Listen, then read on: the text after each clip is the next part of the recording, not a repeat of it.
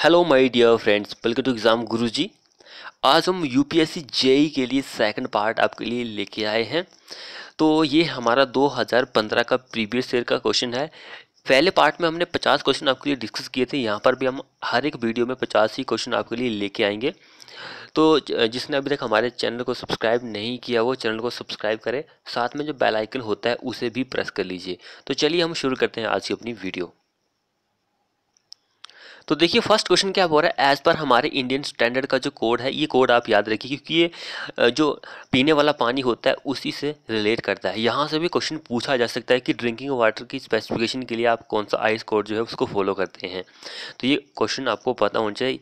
10-500 ये वाला ice code जो है इसको आप अपने ध्यान में रखिए। तो यहाँ पे पूछा गया है कि पीएच वैल्यू जो होती है should be in the range of. Drinking water जो होता है उसका पीएच वैल्यू जो होता है वो कौन सी रेंज में होती है। वेरी वेरी इंपॉर्टेंट क्वेश्चन है।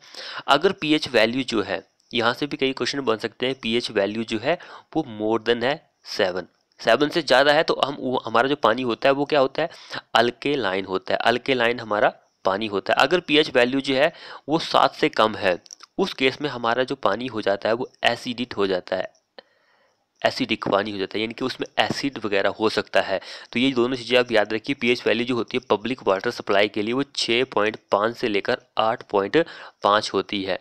ये पॉइंट आप याद रखिए क्योंकि ये आरसीसी में भी क्वेश्चन पूछा जा सकता है कि आप जो कंक्रीट के लिए पानी यूज करते हैं उसका पीएच वैल्यू क्या होती है। तो कंक्रीट के लिए भी यही यूज करते हैं, यानी कि हम जो पोर्टेबल पानी होता है, इनके पीने वाला जो पानी होता है उसी को ही हम कंक्रीट के लिए यूज करते हैं। ये क्वेश्चन इंपॉर्टेंट है। तो यहाँ पे देखिए आंसर कौन सा दिया गया, 6.5 से लेकर 8.5। परमिसिबल वैल्यू जो होती है पीएच की वो 6.5 से लेकर 8.5 होती है। अगला क्वेश्चन देखिए, sewerage system start from. Sewerage system जो होता है वो कहाँ से स्टार्ट होता है, ये वो क्वेश्चन वेरी इंपॉर्टेंट है। ये सारे क्वेश्चन जितने भी हम पहले भी आपके लिए लेके आए थे। तो सीवरेज सिस्टम जो होता है वो हाउस से स्टार्ट होता है, हाउस से स्टार्ट होता है। अगला क्वेश्चन देखिए, इफेक्टिव लेंथ जो होती है स्टील कॉलम की effectively held in position and restrain against rotation at both and. क्या आंसर रहेगा इस क्वेश्चन का। ये स्टील का क्वेश्चन है, तो ये हम सारे ही हिंदी और इंग्लिश में भी डिस्कस कर चुके हैं। अगर आपने हिंदी और इंग्लिश वाली हमारी वीडियो नहीं देखी है तो स्टील स्ट्रक्चर की हमने प्लेलिस्ट बना के रखी हुई है, आप उसको जाकर देख सकते हैं। अगर आपको हिंदी और इंग्लिश में मॉक टेस्ट लगाने हैं तो आप हमारी वेबसाइट पर विजिट कर सकते हैं। वहाँ पर हमने अभी शुरू किया है, लेकिन आपको धीरे धीरे बहुत सारे क्वेश्चन जो है हिंदी और इंग्लिश में दोनों में देखने को मिलेंगे। लेकिन वहाँ पर ये आपको डीमेरिट रहेगी कि वहाँ पर सिर्फ हम उसका आंसर ही आपके लिए प्रोवाइड कर रहे हैं। अगर आप हमारे चैनल पर आते हैं तो थोड़ी बहुत जानकारी आपको आगे पीछे और मिल सकती है। तो इस क्वेश्चन का आंसर 0.65L होता है। तो वेबसाइट पर भी विजिट कीजिए। अगर आप यहाँ पर क्वेश्चन को पढ़ के जाते हैं तो आपको प्रैक्टिस करना भी जरूरी है, क्योंकि बिना प्रैक्टिस के आपको उतना याद नहीं होता है। तो अगला क्वेश्चन क्या बोल रहा है, member of roof truss which support the Perlin. जो पर्लिन होता है उसको सपोर्ट करता है, वो कौन सा मेंबर होता है रूफ ट्रसेस का। तो रूफ ट्रसेस के बारे में मैंने आपको बहुत सारी जानकारी दी है, तो हिंदी और इंग्लिश दोनों सेक्शन को देख सकते हैं आप। तो जो पर्लिन को सपोर्ट करता है वो प्रिंसिपल राफ्टर होता है। ऑप्शन नंबर 3 हमारा करेक्ट आंसर बन जाएगा। उसके बाद देखिए हमारा जो अगला क्वेश्चन है, एज पर हमारे आइस कोड के according specification concrete should be cured under the humidity of. Concrete की जब भी आप क्यूरिंग करते हैं तो उसकी ह्यूमिडिटी कुछ रहती है, तो वो कितनी रहती है। टेम्परेचर की बात करें तो 27 +- 3 डिग्री सेल्सियस ये टेम्परेचर रहता है, लेकिन ह्यूमिडिटी जो रहती है वो 90% रहती है। ये बहुत सारे जेई के एग्जाम में पूछा गया। एचपी जेई में 2 बार क्वेश्चन पूछा गया है। तो देखिए ये 2015 में एचपी जेई में, 2015 में पूछा गया, 2016 में, और एक बार फिर कभी पूछा गया था। तो ये तीन बार क्वेश्चन पूछा गया, 2 बार नहीं सॉरी 3 बार क्वेश्चन पूछा गया है। तो देखिए ऐसे क्वेश्चन जो होते हैं कई बार रिपीट होते रहते हैं। अगला क्वेश्चन देखिए, इन सिंगल रेनफोर्स बीम, जो सिंगल रेनफोर्स का बीम होता है, डबल की बात नहीं हो रही यहाँ पे। If the permissible stress in concrete reaches earlier. Earlier क्या होता है, पहले पहुंच रहा है। कंक्रीट में जो स्ट्रेस है वो पहले पहुंच रहा है दैट इन स्टील के मुकाबले बीम सेक्शन इज कॉल्ड। यानी कि हमने क्या, कंक्रीट में पहले पहुंच रहा है स्ट्रेस, तो इट मीन्स कि हमारा जो सेक्शन है वो अंडर रेनफोर्समेंट होगा। अंडर रेनफोर्समेंट होगा, या फिर ओवर रेनफोर्समेंट होगा, या फिर इकोनॉमिक होगा, या फिर बैलेंस सेक्शन होगा। क्या होगा, कंक्रीट में पहले पहुंच रहा है, इट मीन्स का उल्टा कीजिए आप, इसमें इट मीन्स कि इसमें स्टील हमने ज़्यादा प्रोवाइड किया है, ओवर रेनफोर्स सेक्शन होता है। सेकंड हमारा इस क्वेश्चन में आंसर हो जाएगा। अगर स्टील में पहले पहुंचता तब हमारा ये होना था अंडर रेनफोर्स, क्योंकि स्टील में नहीं पहुंच रहा है, कंक्रीट में पहले स्ट्रेस पहुंच रहा है, तो हमारा आंसर यही होगा, ओवर रेनफोर्स एंड स्टील हमने ज़्यादा प्रोवाइड किया है। उसके बाद देखिए हमारे पास क्वेश्चन क्या बोल रहा है, for the deflection of simply supported beam of 8 metre span to be within permissible limit the ratio of span to effective length should not exceed. तो इस क्वेश्चन में हमारा सिंपली सपोर्टेड के लिए आपको पता ही है कि 20 होता है सिंपली सपोर्टेड के लिए, कंटिन्यूस के लिए 26 होता है, ये कैंटिलीवर के लिए होता है स्पैन टू डेप्थ रेशो। यहाँ से भी बहुत सारे क्वेश्चन जो आपको पूछ लिए जाते हैं।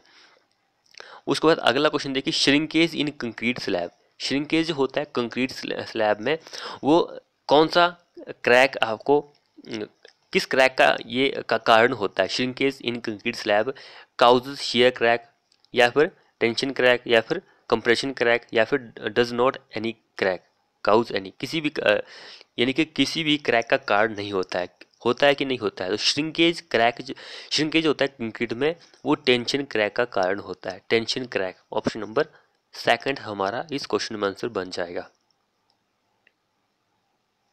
नेक्स्ट देखिए, in order to avoid the sliding of the masonry dam.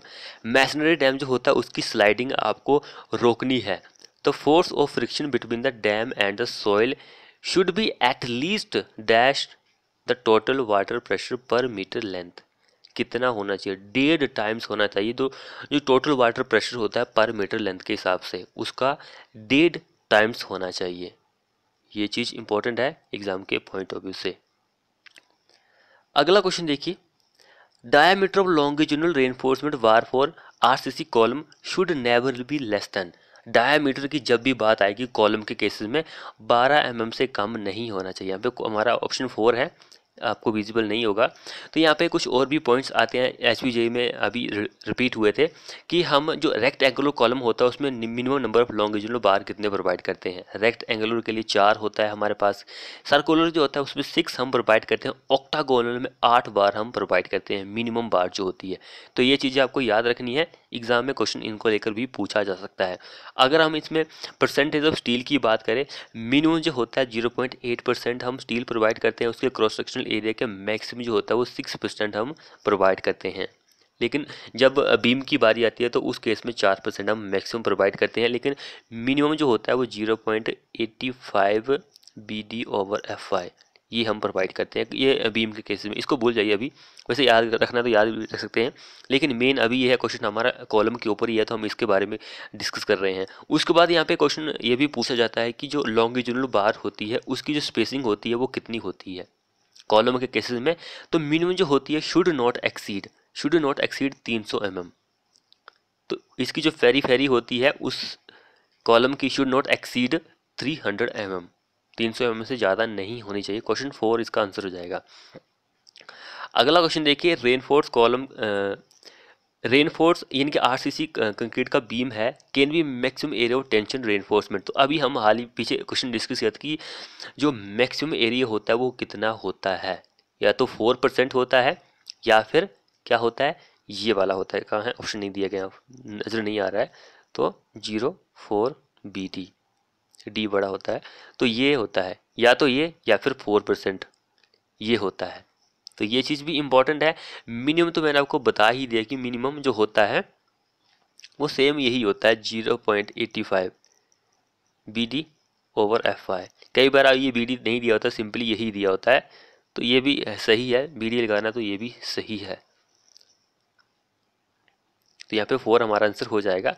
उसके बाद अगला क्वेश्चन देखिए, यहाँ पे मिनिमम साइज होता है 1 साइड या फिर और diameter of column in reinforcement concrete structure to make it earthquake resistance shall not be less than, तो 300 mm, 300 mm होना चाहिए मिनिमम साइज होता है कॉलम का। अगला देखिए, spacing between 2 successive strips, hooks जो होती है उन दोनों के बीच में जो स्पेसिंग होती है इन आरसीसी बीम में शैल नॉट बी लेस देन, कितनी नहीं होनी चाहिए, स्पेसिंग जो होती है वो कितनी होनी, should not be less then 100 mm से कम नहीं होनी चाहिए, ये हमारा IS कोड कहता है। इस चीज़ को ध्यान में रखिए क्योंकि यहाँ से भी क्वेश्चन जो है बन सकता है। ये बीम की बात हो रही थी तो कुछ स्लैब में भी होता है। स्लैब में जो स्पेसिंग होती है वहाँ पर जो मेन बार होती है, मेन बार जो होती है उसके लिए 3D होती है और 300 mm, विच एवरेज लेस है। इन दोनों में से जो कम रहेगा मेन बार के लिए। अगर हम जो हमारी दूसरी बार होती है उसके लिए 5D और 450 mm, ये दोनों आप याद रखिए। लॉन्गर स्पैन में कौन प्रोवाइड करते हैं, शॉर्टर स्पैन में हम कौन सी प्रोवाइड करते हैं। मेन बार जो होती है उसको हम शॉर्टर स्पैन में प्रोवाइड करते हैं। अगला क्वेश्चन देखिए यहाँ पे, ऑर्गेनिक सॉलिड जो होता है पानी में आरसीसी के लिए वो should not be more than. Organic solid जो होता है वो कितना होता है, ऑर्गेनिक सॉलिड। ये क्वेश्चन कई बार रिपीट हो चुका है। क्या आंसर रहेगा इस क्वेश्चन का? वेरी वेरी इंपॉर्टेंट क्वेश्चन है ये।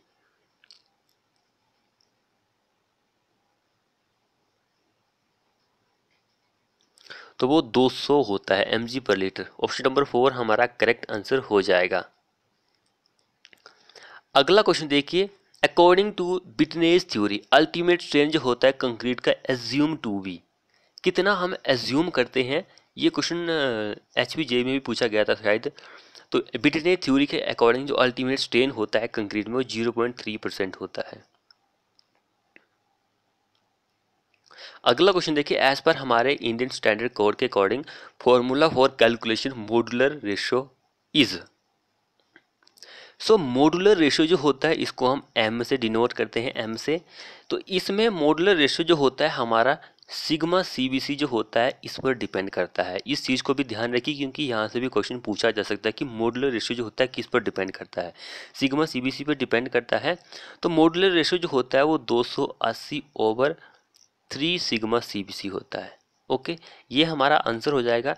कई बार आपको CBC की जगह सिंपली C दिया होता है, 3 × C ये भी दिया होता है। तो ये भी सही है, आपको कंफ्यूज नहीं होना है, ये भी सही होता है। अगला क्वेश्चन देखिए हमारे पास क्या बोल रहा है, एज पर हमारे आईज कोड के according thickness of flat slab should not be less then. Thickness की बात हो रही है फ्लैट स्लैब के केसेस में, तो वो कौन सी वैल्यू से कम नहीं होनी चाहिए। 15 centimetre, 12.5 centimetre, 10 centimetre, 8.5 centimetre. Minimum thickness जो होती है वो कौन सी वैल्यू से कम नहीं होनी चाहिए। तो स्लैब के केसेस में जब भी आपसे थिकनेस यानी कि उसकी मोटाई की बात करेगा तो 125 mm होती है। 125 mm को अगर हम सेंटीमीटर में कन्वर्ट करेंगे तो 10, तो ये हमारे पास 12.5 आ जाएगा सेंटीमीटर। अगले देखिए, in design of cinema hall. Cinema hall जो होता है उसको हम डिज़ाइन करना होता है तो बिड्थ जो होती है ट्रेड की इज टेकन एज। ट्रेड की बिड्थ हम कितनी देते हैं, ये क्वेश्चन वेरी वेरी इंपॉर्टेंट है। ट्रेड के अकॉर्डिंग कितनी हम लेते हैं। ट्रेड की बिड्थ की अगर बात करेगा तो 25 से लेकर 30 सेंटीमीटर होती है। ऑप्शन नंबर 1 हमारा इस केस में आंसर हो जाएगा। अगला देखिए, due to end of circulation of shape और design properties known as end of circulation. तो देखिए इस क्वेश्चन का आंसर सल्वेज वैल्यू हो जाएगा। सल्वेज वैल्यू जो होती है इसकी 3 डेफिनेशन होती है। तो ये एक तो मुझे भी याद नहीं आ रही है, थोड़ी कुछ होती है दिस मेल्टेड विदाउट, हाँ ये होती है। एक ये वाली डेफिनेशन होती है, एक क्या होती है, एक तो ये वाली होती है एंड ऑफ सर्कुलेशन। एक मैं आपको तीसरी और बताता हूँ। ये एक ऐसी वैल्यू होती है, मान के चलो कि एक हमारी कोई बिल्डिंग है, उसकी लाइफ थी 10 सालों की, 10 साल की उसकी लाइफ थी, तो 10 साल उसने पूरे कर लिए, तो बिल्डिंग जो है हमारी वैसी की वैसी खड़ी है। तो उस प्रॉपर्टी को हम कौन सी प्रॉपर्टी बोलते हैं, सल्वेज वैल्यू हम उसको बोलते हैं। ये क्वेश्चन वेरी इंपॉर्टेंट है। स्क्रैप वैल्यू जो होती है उसमें उल्टा होता है इसका, हम बिल्डिंग को तोड़ देते हैं, उसका जो मटेरियल बचता है, स्क्रैप बचता है, उसको हम क्या बोलते हैं, स्क्रैप वैल्यू बोलते हैं। देखिए स्क्रैप, स्क्रैप बचता है। ओके, तो ये जो होता है 10% का होता है। स्क्रैप वैल्यू जो होती है 10% होती है जो टोटल कॉस्ट होती है कंस्ट्रक्शन बिल्डिंग की। मान के चलिए कि 100 रुपये लगा, तो इसके जब पूरा हम इसको तोड़ देंगे तो इसका जो मटेरियल है वो 10 रुपये का जाना चाहिए, 10%। ओके फ्रेंड्स, अगला देखिए, in building construction for one time surcharge for electricity and water is added for the cost of dash to percentage total cost of the building. कितना परसेंट होता है? वेरी इलेक्ट्रिफिकेशन की बात करेगा, वाटर एडेड की बात करेगा तो वो 8% ही होता है। कॉन्ट्रैक्टर प्रॉफिट होता है भाई, 10% कॉन्ट्रैक्टर प्रॉफिट होता है, लेकिन 8% जो होता है इलेक्ट्रिफिकेशन के लिए होता है। ये चीज़ आपको ध्यान में रखनी है, इलेक्ट्रिफिकेशन के लिए 8% हो, यानी कि कोई इलेक्ट्रिक चीज़ है उसको इंस्टॉल करना है, उसके लिए 8% होता है। ये चीज़ आपको ध्यान रखनी है कि किसके लिए 8 होता है, किसके लिए 10 होता है। अगला देखिए, in masonry work while doing rate analysis, rate analysis आपको करना है। Water surcharges added, water surcharge जो होता है वो कितने परसेंट आप ऐड करते हैं?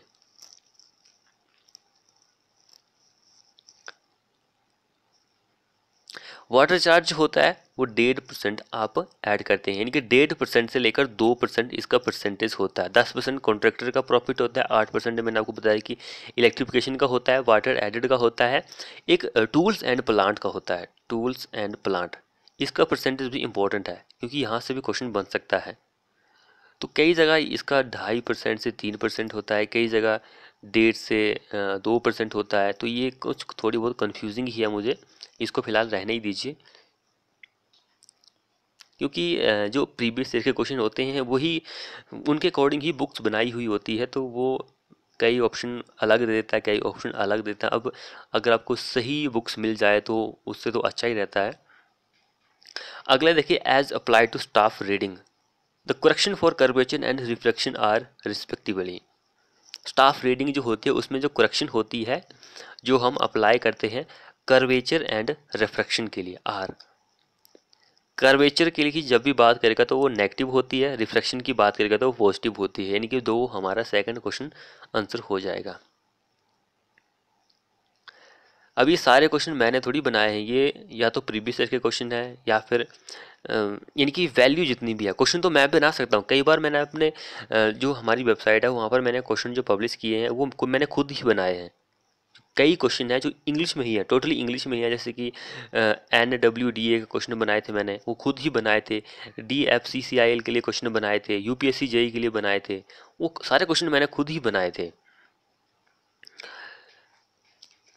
लेकिन हमें थोड़ा बहुत बुक्स से भी लेना पड़ता है।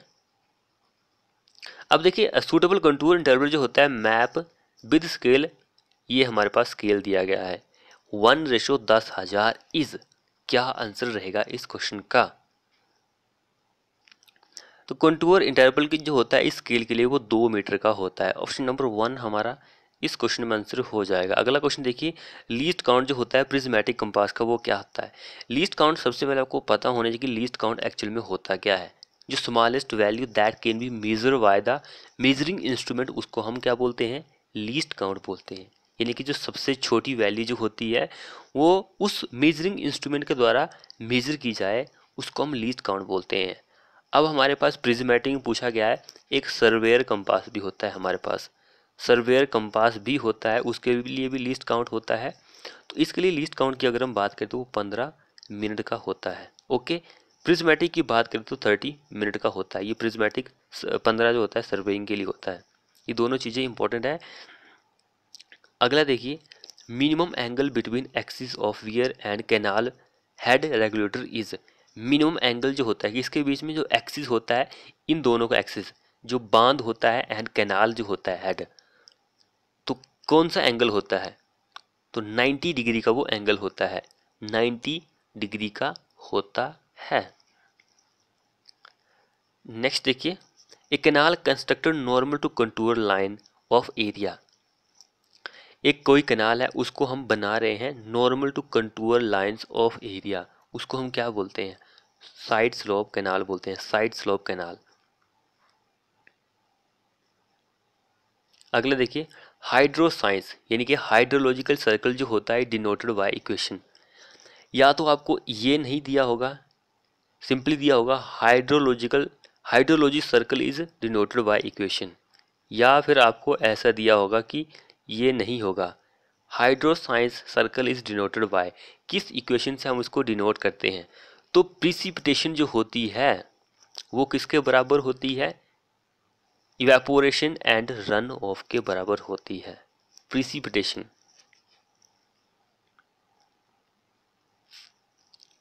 अगला देखिए, height of tsunami wave depends upon. Height जो होती है सुनामी वेव की वो किस पर डिपेंड करती है? लोकल टोपोग्राफी जो होती है उस पर डिपेंड करेगी। Tower is made dash, tower is made dash. Tower जो होते हैं वो किसके लिए बनाए जाते हैं? फ्लोटिंग ब्रिजेस के लिए, स्विंग ब्रिजेस के लिए, आर्चिस गर्डर ब्रिजेस के लिए, या फिर फोर डोंट ब्रिज के लिए, डोट ब्रिज के लिए, किसके लिए बनाए जाते हैं? जो ये इस क्वेश्चन का आंसर क्या हो जाएगा? डोट ब्रिज हो जाएगा। डोट ब्रिज जो होते हैं वो किस कैटेगरी में आते हैं ये भी आपको बताएंगे कि किसका टाइप है। एक सस्पेंशन ब्रिज जो होता है, सस्पेंशन ब्रिज जो होता है उसकी कैटेगरी में डोट ब्रिज आते हैं। इस चीज को भी आप ध्यान रखिए। ये क्वेश्चन काफी इजी है। Penetration test on bitumen is used to determine. Penetration test जो होता है वो ग्रेड को फाइंड आउट करता है बिटुमेन का। अगला देखिए, slope of blaze road should be usually less than. Slope जो होता है ब्लेज रोड के लिए 1/20 होता है। ये क्वेश्चन देखिए, अगर आपने हमारी हाईवे इंजीनियरिंग का निचोड़ वाला वीडियो नहीं देखी है तो आप जाकर देख सकते हैं, क्योंकि वहाँ पर मैंने आपको हाईवे के वन लाइनर के सारे ही क्वेश्चन करवा दिए हैं। यानी कि हाईवे इंजीनियरिंग जो है एक ही वीडियो में ख़त्म कर दी है वन लाइनर के क्वेश्चन करवा कर। तो यहाँ पे थिकनेस जो होती है डोमर लेड लेयर की बीच में वो कितनी होती है? तो कितनी होती है? Very very important question. डोमर लेड रोड जो होती लेयर जो होती है बिचमन में वो 50 से लेकर 100 mm होती है। 50 से 100 mm होती है। तो क्या इस क्वेश्चन का आंसर हो जाएगा? वेरी वेरी इंपॉर्टेंट क्वेश्चन है ये। तो इस क्वेश्चन में हमारा आंसर ऑप्शन नंबर ए हो जाएगा। अगला क्वेश्चन देखिए, 1 degree of curve equivalent to. 1 degree curve जो होता है वो किसके बराबर होता है? ये क्वेश्चन वेरी वेरी इंपॉर्टेंट है। 1 डिग्री कर्व जो होता है वो 1700/r के बराबर होता है। अगला क्वेश्चन देखिए, बॉटम मोस्ट लेयर जो होती है पेमेंट की वो कौन सी होती है? रोड का जो पेमेंट सरफेस होता है उसकी बॉटम मोस्ट लेयर जो होती है वो कौन सी होती है? वो सब ग्रेड होती है। सब ग्रेड जो होती है वो बॉटम मोस्ट लेयर होती है। अगर आपने हमारे HPJE का क्रैश कोर्स की प्लेलिस्ट में जाकर वीडियो देखी हुई है तो आपको मैंने बताया कि कौन सी लेयर जो होती है उसकी थिकनेस कितनी होती है। तो आपने नहीं देखी है तो जाकर आप देख सकते हैं। ऊपर वाली लेयर जो होती है वो बेयरिंग कोर्स होती है या फिर सरफेस कोर्स होती है।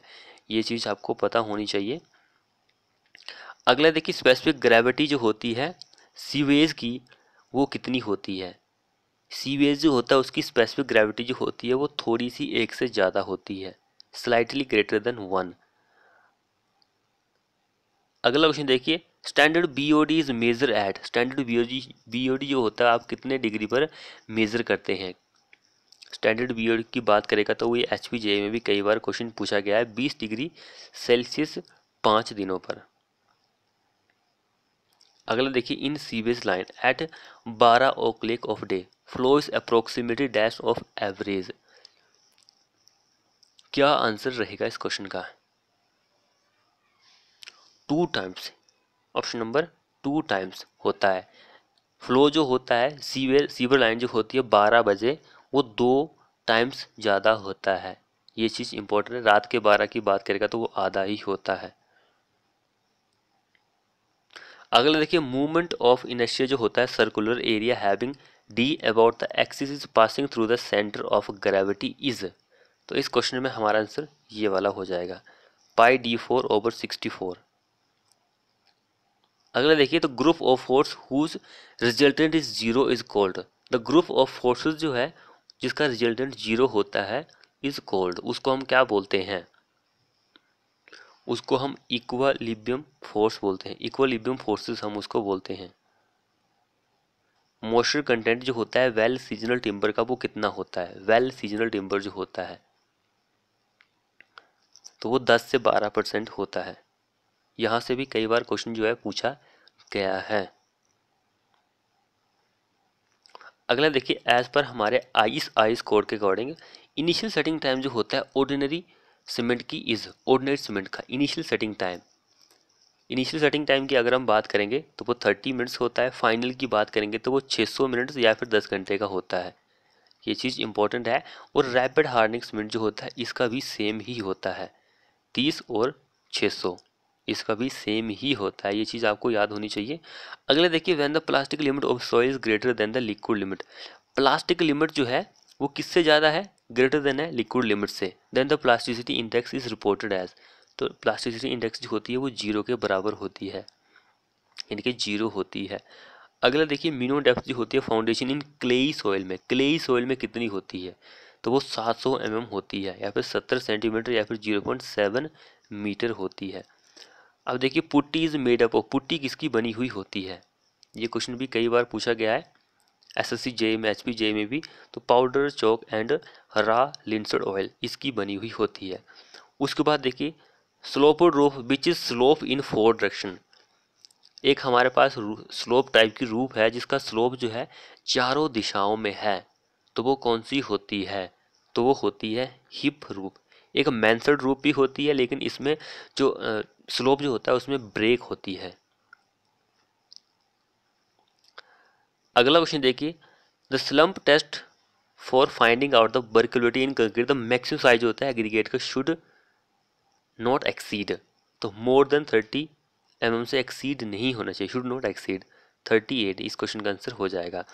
अगला क्वेश्चन देखिए, ए rectangular beam of length L supporting at its 2 ends carries A centre point load W, the maximum deflection ओकर। मैक्सिमम डिफ्लेक्शन जो होती है आपको सेंटर जो होता है वहां पर आपको देखने को मिलती है। अगला देखिए, if the diameter of rivet is 25 और लेस हो सकता है, the diameter of rivet hole will be dash than the diameter of rivet. क्या आंसर रहेगा, या तो 25 है या फिर लेस देन है, तो उस केसेस में आप 1.5 जो होता है उसको प्लस करते हैं। तो क्या आंसर रहेगा इस क्वेश्चन का, मोर देन 1.5, यही हमारा आंसर हो जाएगा। अभी देखिए, एचपी जेई में भी कई बार पूछा गया है और एसएससी जेई में भी कई बार पूछा गया। जो डेप्थ होती है प्लेट गर्डर की वो 1/10 से लेकर 1/12 के बीच में होती है उसके स्पैन के। अब ये क्वेश्चन देखिए, एचपी जेई में कंप्रेसिव स्ट्रेंथ और टेंसाइल स्ट्रेंथ के बारे में पूछा गया था, लेकिन वहाँ पे कास्ट आयरन का, यहाँ पे माइल स्टील के बारे में पूछा गया था। माइल स्टील की अगर हम बात करें तो 4200 से लेकर 5400 kg पर सेंटीमीटर स्क्वायर होती है। अगला और लास्ट क्वेश्चन देखिए हमारे इस वीडियो का, weight of 1 bag of cement is 50 kg का एक सीमेंट का बैग होता है। ये चीज़ इंपॉर्टेंट है। इसकी डेंसिटी की अगर हम बात करें तो वो सभी को पता है कि 1440 kg पर क्यूबिक मीटर होती है। तो फ्रेंड्स, आपको हमारी वीडियो कैसी लगी कमेंट बॉक्स में कमेंट जरूर करें, और मिलते हैं ऐसी ही वीडियो में।